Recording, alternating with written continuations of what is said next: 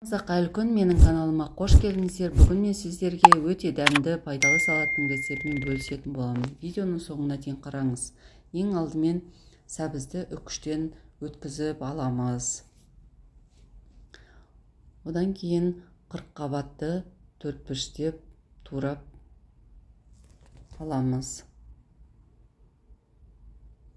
Өте жылдам жасалынады. Бұл салат үй жағдайында жасап көріңіз. Менің видеом ұнаса, менің каналыма тіркеліп, достарыңызбен бөлісіп қойыңыз.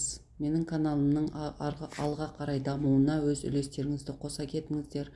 Лайк басып, пікір қалдырып кетіңіздер. Енді тұз сеуіп, видеодағыдай осылайынан жасайтын боламыз.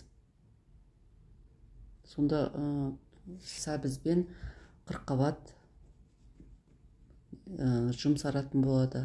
Одан кейін сарымсақты осылайынан майдалап турап алып саламыз.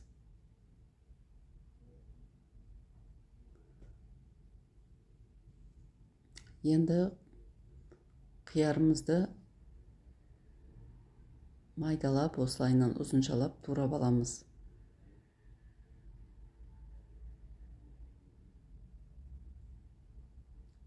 Қызанақты да тура осылайынан турап алып саламыз. Өте жылдам жасалынады. Дәмі керемет болып шығады.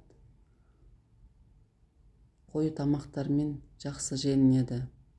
Құрамында клетчатка көп болған соң, ағзамызға өте пайдалы.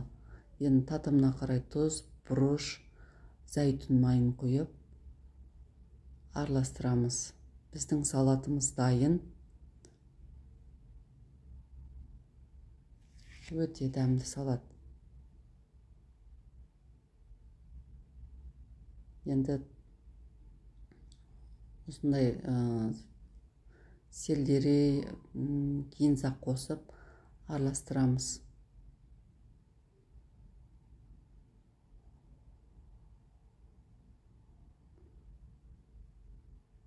Өте жылдам 10 минутта жасауға болады. Видеоның соңына дейін қарағаныңызға рахмет. Менің каналыма тіркеліп, пікір қалдырып, достарыңызбен бөлісіп қойыңыздар. Ас болсын.